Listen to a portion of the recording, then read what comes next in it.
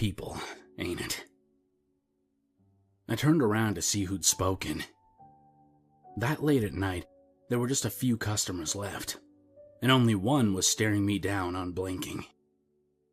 He was a heavy-set, gruff-looking fellow with a salt and pepper goatee and an old trucker hat with the name Craig on it. "Beg your pardon?" I asked. He gestured to a decade-old promotional poster on the wall. "Guess our secret ingredient and win all-you-can-eat tacos for a year." I'd forgotten it was even there. Funny how when you look at something for too long, it disappears. "It's people, yeah?" His voice was like sandpaper. It was so over the top in how deep and rough it sounded. If he were a WWE wrestler, his agent would tell him to reel it in some. I laughed and wiped down the table next to his. If it was, I'd have the FDA breathing down my neck right now. He grunted. "Can I take that for you?" I asked, motioning to his empty plate. He crumpled his napkin, tossed it on the plate, and then shoved it closer to me without a word. I picked it up and gave his table a quick wipe. "I know it's people," he said. "I ain't gonna tell no one. It's our secret." I laughed and shrugged as I walked behind the counter and put his plate in my lukewarm dishwater. The suds had congealed into some kind of moss clinging to the sides of the sink. It was probably time to change the water, but I figured I'd be closing up soon anyways. Just 3 more cups of coffee and 2 plates left. I could make it. The trucker tossed some coins onto the table and stood up. It'd be rude to count, but I did give a quick glance to make sure there was enough. "Need change?" I asked. "Nah," he answered.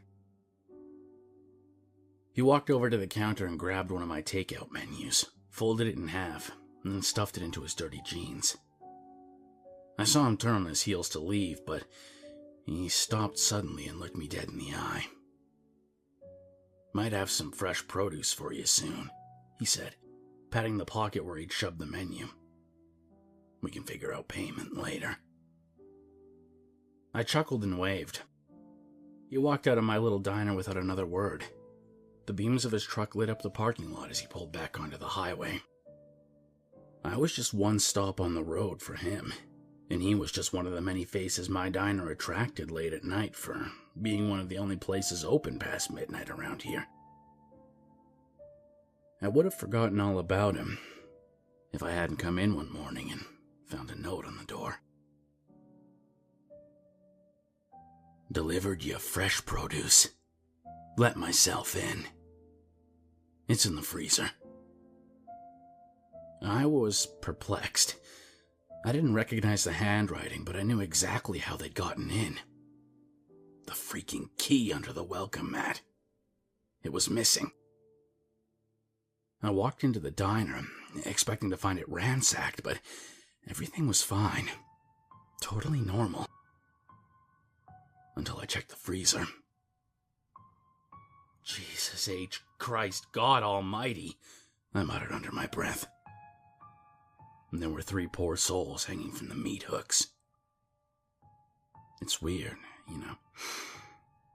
I know I saw them there. I remember calling the cops in a panicked frenzy, but thank God I can't actually remember any specifics. I couldn't tell you what they looked like. Not their genders, not their skin color, not their sizes. It's all a blur. That was weeks ago, and I've been racking my brain, trying to remember what Craig looked like ever since. It's hard for police to find him because fat trucker with a goatee describes about 70% of my customer base. I was told not to worry about it. Lightning never strikes twice. They said Craig would never come back. It was too risky, but there was a message from an unknown caller on my answering machine this morning. And there was no mistaking that deep, gruff voice. "Your next delivery's ready. Don't worry about the diner. I'll leave it at your place."